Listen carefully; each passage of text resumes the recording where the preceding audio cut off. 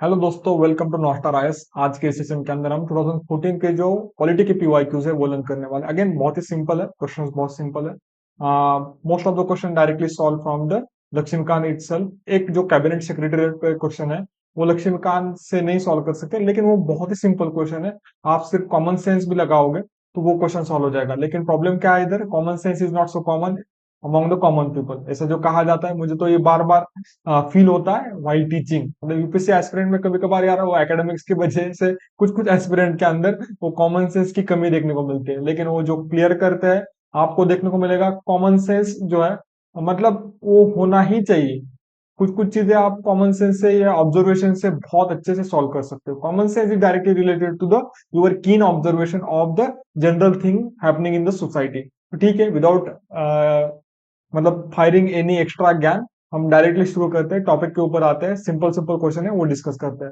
First question है, देखो schedule के ऊपर।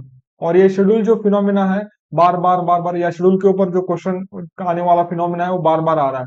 तो वो 1 से लेके 12 जो शेड्यूल है आपको, हर एक शेड्यूल के अंदर क्या क्या कंटेंट है, ओवरऑल ब्रॉडर कंटेंट क्या है, वो आपको लक्ष्मीकांत के अंदर लिस्ट मिल जाएगी। तो वो अच्छे से रटना पड़ेगा। मतलब शेड्यूल 1 के अंदर क्या है, शेड्यूल 2 के अंदर क्या है, शेड्यूल 4 के अंदर क्या है, शेड्यूल 7 के अंदर क्या है। ये जो एटलीस्ट इंपॉर्टेंट शेड्यूल जो है, इंपॉर्टेंट में नहीं, हर एक शेड्यूल अदर इंपॉर्टेंट ही है। जैसे कि लास्ट ईयर 2024 में क्वेश्चन आके गया था शेड्यूल 8 के अंदर जो नई ऐड की हुई लैंग्वेजेस कौन सी। तो ये यार उल्टा पुल्टा हर बार क्वेश्चन आता ही है शेड्यूल के ऊपर, तो वो अच्छे से करना पड़ेगा। अभी ये 10 शेड्यूल के ऊपर क्वेश्चन है, बहुत इजी क्वेश्चन है। एंटी डिफेक्शन जो लॉ है बार बार न्यूज में रहता है, तो ये सिंपल क्वेश्चन है। तो टैकल करने में ऐसा कुछ डिफिकल्टी नहीं है, लेकिन एंटी डिफेक्शन लॉ के बारे में थोड़ा सा एक्स्ट्रा आपको पढ़ना पड़ेगा। एग्जैक्टली एंटी डिफेक्शन लॉ के प्रोविजन जो है लक्ष्मीकांत के अंदर चैप्टर दिए, तो आपको डिटेल में मतलब दिया है उसके अंदर। लेकिन फिर भी एक बार हम कुछ कुछ चीजें जो है रिवाइज करते हैं, और जो लक्ष्मीकांत के अंदर नहीं दिया है। For example, consequences of the defection क्या है। मतलब अगर डिफेक्शन के अंदर स्पीकर ऑफ द हाउस ने पनिश कर दिया तो उसके कॉन्सिक्वेंसेस क्या होते हैं, ये लक्ष्मीकांत के अंदर डेफिनेटली नहीं दिया है, तो वो भी हम देखेंगे। तो वो एंटी डिफेक्शन लॉ जो है इनैक्ट हुआ है, आपको पता है 52nd amendment, sorry 52nd amendment ने इनैक्ट हुआ है, और उसको और एक बार अमेंडमेंट हुआ था 91st अमेंडमेंट से, कॉन्स्टिट्यूशनल अमेंडमेंट से। डिफेक्शन के ग्राउंड्स क्या है आपको सबको पता है। अगर पार्टी को डिफेक्ट किया है, उसने पार्टी को छोड़ दिया है ऑन द कॉन्ट्ररी एडवाइस जो व्हीप का है उसके ऊपर एक्ट किया, या व्हीप ने जो एडवाइस दी है उसके अगेंस्ट गया particular member of the house, तो वो डिफेक्शन लॉ जो है अफेक्ट कर सकता है। इसके अंदर एक्सेप्शन है, ऑब्वियसली एक्सेप्शन है। एक्सेप्शन कौन सा है? स्प्लिट और मर्जर का एक्सेप्शन है। Actually rather you can say that जो पहले एक्सेप्शन था, वन थर्ड मेंबर जो है भाग के चले गए और उन्होंने नई पार्टी एस्टेब्लिश की है, तो वो एक्सेप्शन हटा दिया by the 91st constitutional amendment. लेकिन अभी ये एक्सेप्शन है 2/3 मेंबर वाला। अगर 2/3 पॉलिटिकल पार्टी के मेंबर जो है चले गए हो और उन्होंने अलग पार्टी एस्टेब्लिश की हुई, तो वो एक्सेप्शन माना जाता है। अभी इसके ऊपर भी क्रिटिसिज्म होता है, ये डिफेक्शन को प्रमोट कर रहा है इस टाइप का जो, और मास डिफेक्शन को प्रमोट कर रहा। मतलब एक क्रिटिसिज्म ये है, और रिटेल डिफेक्शन को एक एंटी डिफेक्शन लॉ जो है अपोज करता है, लेकिन होलसेल डिफेक्शन को एंटी डिफेक्शन लॉ प्रमोट करता है, ऐसा एक क्रिटिसिज्म है। और एक केस हुई थी, रिसेंट केस महाराष्ट्र में उद्धव ठाकरे और एकनाथ शिंदे के बीच में, लेकिन ये इशू उधर अप्लाई नहीं हुआ था, या केस वो अभी भी चालू है, लेकिन ये इशू उधर नहीं अप्लाई होता। क्या है, ओरिजिनल पार्टी किसकी है, इसके ऊपर वो डिबेट है। उसके अंदर मैं पॉलिटिकल स्लग फेस्ट के अंदर नहीं जाना चाहता, पॉलिटिकल कंट्रोवर्सी के अंदर मैं नहीं जाना चाहता। आते हैं वापस इस कंटेंट के ऊपर। इसके अंदर एक्चुअली स्पीकर का रोल बहुत इंपॉर्टेंट है, लेकिन it is not beyond judicial review. तो वो आपको कियोतो कोलाहन केस, फेमस केस है, उसके अंदर सुप्रीम कोर्ट ने क्लियरली मेंशन किया है स्पीकर का रोल जो है which is under the judicial review के जुडिशन के अंदर आता ही है। कॉन्सिक्वेंसेस क्या है ये मैं बताना चाहता हूँ। कॉन्सिक्वेंस जो है आपके लक्ष्मीकांत के अंदर नहीं है। अगर एंटी डिफेक्शन लॉ के तहत उसको पनिश हो गया, या एंटी डिफेक्शन लॉ जो है पर्टिकुलर मेंबर ने डिफेक्ट किया, ऐसा प्रूव हुआ, तो क्या होता है, उसके कॉन्सिक्वेंसेस क्या होता है। तो 6 इयर्स तक वो पर्टिकुलर मेंबर को बैन किया जाता है टू कंडक्ट या to appear in any election, कौन से भी इलेक्शन में अपीयर करने में उसको बैन किया जाता है for the 6 years of time period. तो ये कॉन्सिक्वेंसेस है, याद रखना है, उसके ऊपर भी क्वेश्चन बन सकता है। और स्पीकर को डिसाइड करने के लिए टाइम पीरियड दिया है, नहीं दिया है ऑब्वियसली, ये भी आगे एक लूप होल है।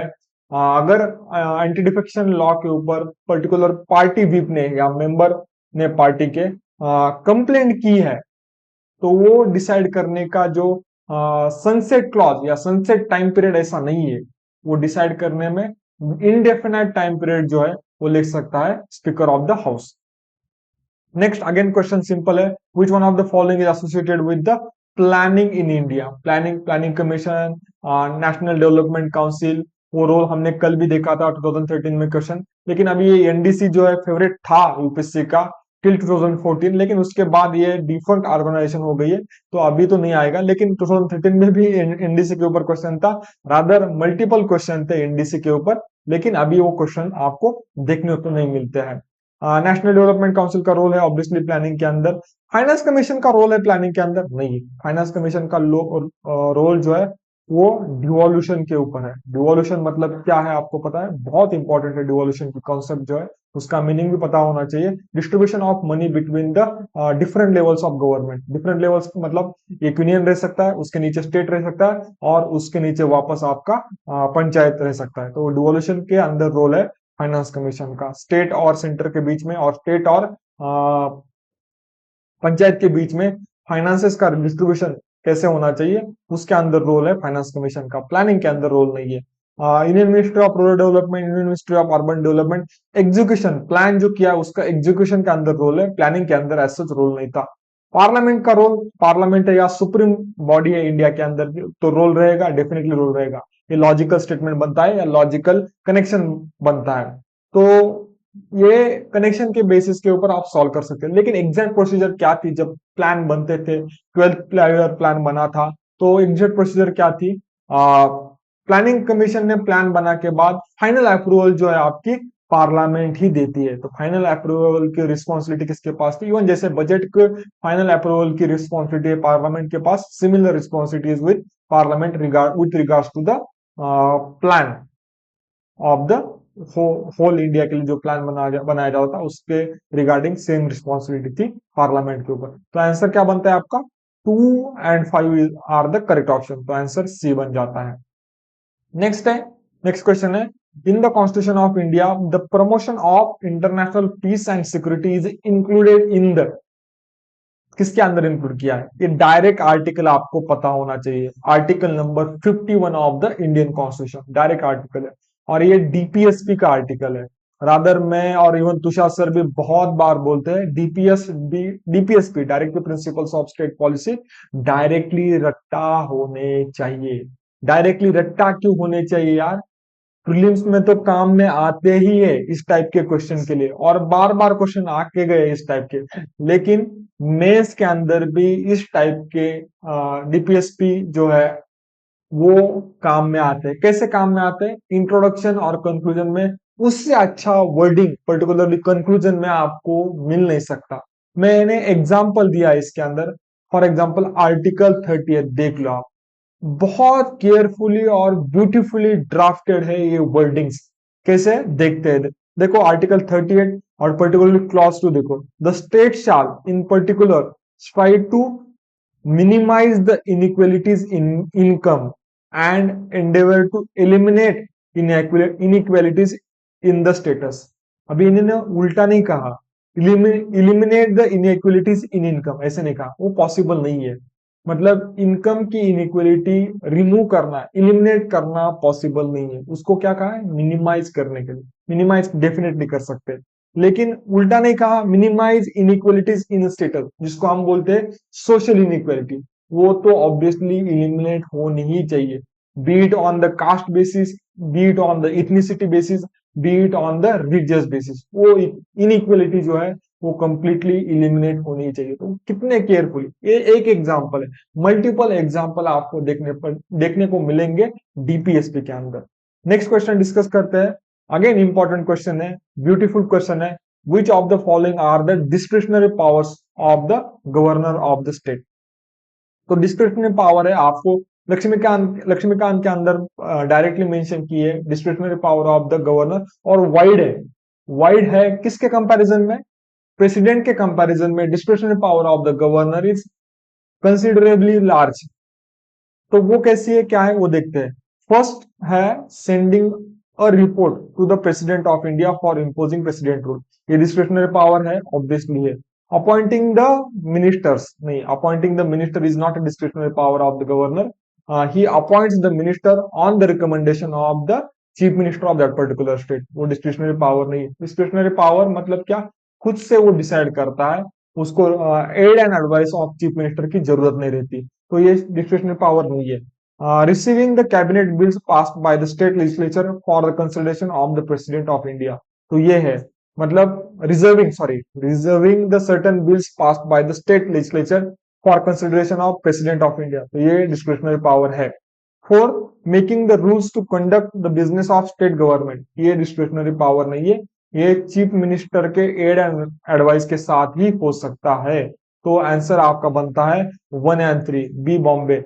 तो एक इंटरेस्टिंग कुछ चीजें आपको बताता हूं, उसके पहले लक्ष्मीकांत के अंदर भी डिस्क्रिशनरी पावर का डायरेक्टली मेंशन किया है, वो देखते हैं, और उसके बाद एक इंटरेस्टिंग चीज है आगे, उसके आगे वाले स्लाइड में देखते हैं। तो पहले लक्ष्मीकांत के अंदर डिस्क्रिशनरी पावर क्लियरली मेंशन करते किया है, वो हम रिवाइज करते हैं। क्या है डिस्क्रिशनरी पावर ऑफ गवर्नर, सिर्फ गवर्नर की डिस्कस कर रहे हैं, देखते हैं क्या क्या है। Reservation of bill for the consideration of president, वो डायरेक्टली आपके लक्ष्मीकांत के अंदर जो उसके ऊपर क्वेश्चन, यही बोलता हूं लक्ष्मीकांत स्ट्रॉन्ग करो, आपका मतलब पॉलिटी के हर एक क्वेश्चन, लिटरली हर एक क्वेश्चन जो है एक्सेप्ट 1 और 2 सॉल्व हो जाएंगे। देखते हैं नेक्स्ट डिस्क्रिशनरी पावर है recommendation for the imposition of the president rule, again verbatim जो है उसके ऊपर क्वेश्चन आके गया था। Third discretionary power of governor क्या है, while exercising his function as administrator of adjoining unitary in case of additional charge, ये भी डिक्शनरी पावर है। नेक्स्ट है determine the amount payable by the government of Assam, Meghalaya, Tripura and Mizoram to autonomous district council as a royalty accruing from the licenses for the mineral exploration, ये भी discretionary power है, याद रखनी है। And seeking information from the chief minister with regard to administrative and legislative matters of the state, ये भी discretionary power है। अभी ये देखो, ये तो मतलब डिस्क्रिशनरी पावर लक्ष्मीकांत के अंदर मेंशन किए, लेकिन आर्टिकल 163 इंडियन कॉन्स्टिट्यूशन का one of the interesting article मुझे लगता है, क्योंकि गवर्नर के पास कितनी ज्यादा डिस्क्रिशनरी पावर है वो आर्टिकल के अंदर बहुत इंटरेस्टिंग तरीके से मेंशन की है। देखो ये आर्टिकल 163 डायरेक्टली मैंने टेक्स्ट कॉपी पेस्ट किया कॉन्स्टिट्यूशन से, तो there shall be council of minister with chief minister of at the head to aid and advise the governor in exercise of his function except in so far as is by or under this constitution required to exercise his function or any of them in his discretion।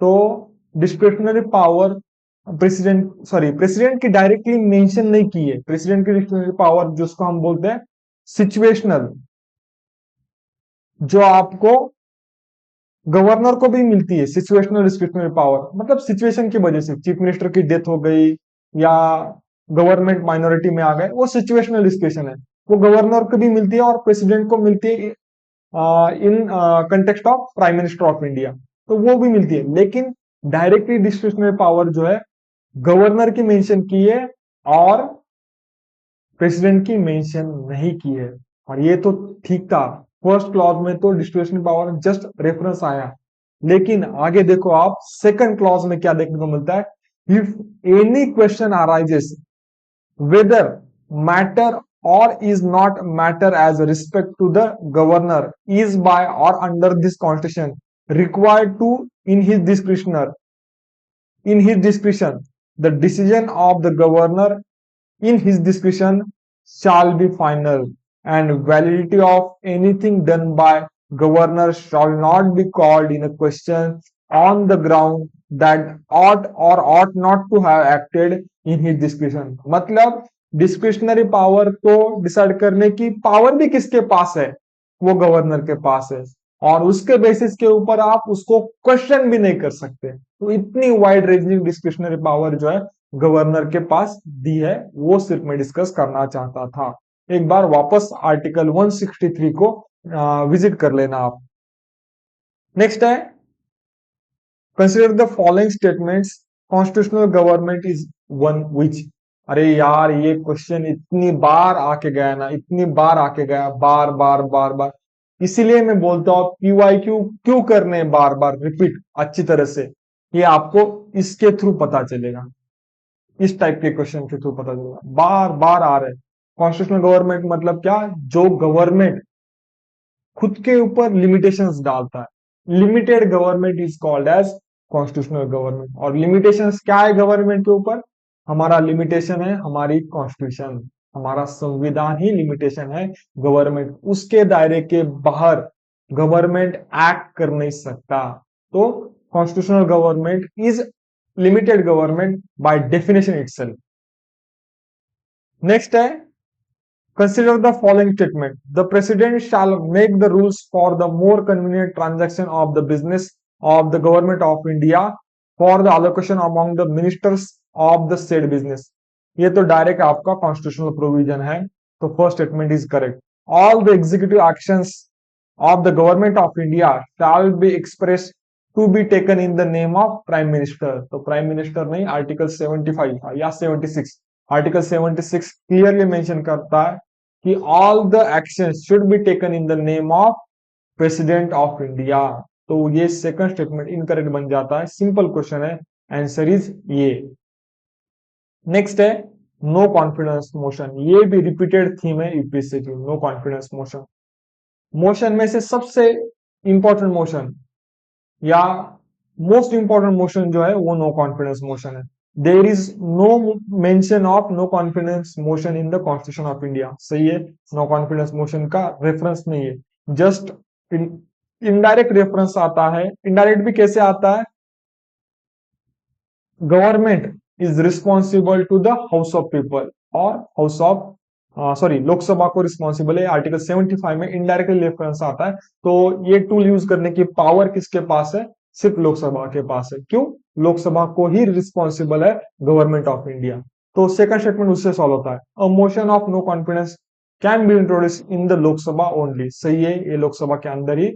और rule number 198 of rules of Lok Sabha, rules of Lok Sabha rule number 198 है, उसके अंदर clearly mention किया है no confidence motion use करने की power सिर्फ और सिर्फ किसके पास है, ये लोकसभा के पास है। और ओनली वर्ड आए तो इलिमिनेट नहीं करना, ये वाले लॉजिक पॉलिटी को अप्लाई नहीं होते। पॉलिटी के अंदर सिर्फ एक ही लॉजिक अप्लाई होता है, वो है लक्ष्मीकांत, दूसरा कोई भी लॉजिक नहीं है पॉलिटी के अंदर। नेक्स्ट है, ये कैबिनेट सेक्रेटरी। अभी ये बोलोगे आप, ये कैबिनेट सेक्रेटरी वाला क्वेश्चन जो है ना, ये सॉल्व नहीं होता आपका लक्ष्मीकांत की तरफ या लक्ष्मीकांत की वजह से। सॉरी डिस्टर्बेंस आ गया था, वापस शुरू करते हैं। कैबिनेट सेक्रेटरी के ऊपर क्वेश्चन है। फर्स्ट स्टेटमेंट है, preparation of agenda for cabinet meetings, what are the functions of the cabinet secretary पूछा है।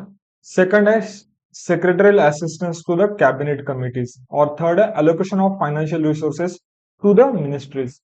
तो एक्चुअली अभी देखो, ये थर्ड तो लॉजिकली आप इलिमिनेट कर सकते हैं यार, फाइनेंशियल रिसोर्सेस एलोकेट करना ये सेक्रेटरीट का काम नहीं है, सेक्रेटरीट नहीं करता, ये फाइनेंस मिनिस्टर है या फाइनेंस मिनिस्ट्री या फाइनेंस मिनिस्टर का प्रिरोगेटिव आप बोल सकते हो।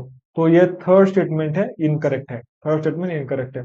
और फर्स्ट एंड सेकंड जो है जेनेरिक स्टेटमेंट्स है, तो इसलिए सही बनते हैं। तो आंसर आपका सी आ जाता है, 1 and 2 is correct answer. May be अभी ये आप कंटेंट लक्ष्मीकांत के अंदर नहीं रहेगा, लेकिन लॉजिक से और कॉमन सेंस से डेफिनेटली ये क्वेश्चन जो है आप सॉल्व कर सकते हो। तो मूव ऑन करते हैं नेक्स्ट क्वेश्चन को। The power of supreme court of India to decide dispute between centre and state falls under. अभी ये अगेन सिंपल क्वेश्चन है। सेंटर और स्टेट के बीच में जो डिस्प्यूट होते हैं उस सॉल्व करने वाले पावर को हम बोलते हैं, सुप्रीम कोर्ट जो सॉल्व करता है उसको हम बोलते हैं ओरिजिनल ज्यूरिडिक्शन। और इसकी डेफिनेशन आपके लक्ष्मीकांत के अंदर दी है। ओरिजिनल ज्यूरिडिक्शन मतलब क्या, जो डिस्प्यूट होते हैं बिटवीन द सेंटर और one or more state, or between centre और any state, or state on one side and one or more state on the other side, or two or more state, इसको हम बोलते हैं original jurisdiction. ये लक्ष्मीकांत के अंदर के स्क्रीनशॉट मैंने डायरेक्टली डाले हैं। नेक्स्ट है, अभी ये जुरिडिक्शन को कुछ एक्सेप्शन है। ओरिजिनल जुरिडिक्शन जो बिटवीन स्टेट एंड सेंटर के जो फाइट होती है उसको कुछ एक्सेप्शन है, वो सुप्रीम कोर्ट डिसाइड नहीं कर सकता, वो जो केसेस है सुप्रीम कोर्ट के अंदर जा नहीं सकते, तो वो एक्सेप्शन याद रखना, उसके ऊपर भी क्वेश्चन शायद बन सकता है। तो फर्स्ट है dispute arising out of pre constitutional treaty agreement covenant engagement सनद और any similar instrument. Next exception है, सेकंड एक्सेप्शन है dispute arising out of treaty agreement etc between the specially provided that the said decision does not extend to such dispute, अगर उस treaty के अंदर ही mention किया होगा तो। नेक्स्ट है इंटर स्टेट वाटर डिस्प्यूट, ये तो आपको सबको पता है, आर्टिकल नंबर 262, सॉरी 262, उसके अंदर कॉन्स्टिट्यूशन नहीं मेंशन किया है, कॉन्स्टिट्यूशन के अंदर ही मेंशन किया है ये जो dispute water interstate water dispute है उसके ऊपर सुप्रीम कोर्ट की पावर एक्सटेंड नहीं होती, फिर भी लोग सुप्रीम कोर्ट के अंदर जाते हैं। कैसे जाते हैं ये अभी के डिस्कशन का पार्ट नहीं है, ये वाटर डिस्प्यूट सुप्रीम कोर्ट फिर भी डिसाइड करता है, लेकिन किस पावर्स के थ्रू डिसाइड करता है ये आपको मेरा होमवर्क है। नेक्स्ट है matters refer to the finance commission, ये भी ओरिजिनल रिस्ट्रिक्शन के बाहर रखे गए हैं।